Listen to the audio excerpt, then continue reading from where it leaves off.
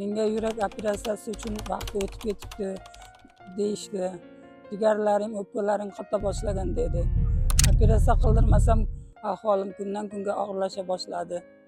Men Parmanova Faxrinisa Olmaliq shahridanman, 55 yoshdaman. Ko'pchilik doktorlar Akademik Vahidov nomidagi xirurgiya markazida ishlaydigan Oybek doktorni maslahat berdi. Biz Oybek doktor bilan telefonda gaplashib, Akademik Vahidov nomidagi xirurgiya markaziga keldik. Bu yerda juda yaxshi doktorlardan maslahat oldik. Oybek doktor bir vaqtning o'zida opamda 4 ta amaliyotni bajardi.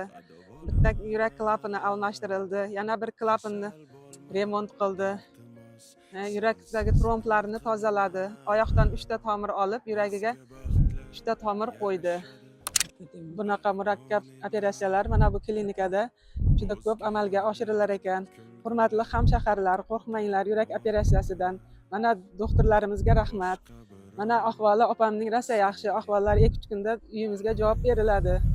Doktorlarimizga rahmat, qo'llari dard ko'rmasin.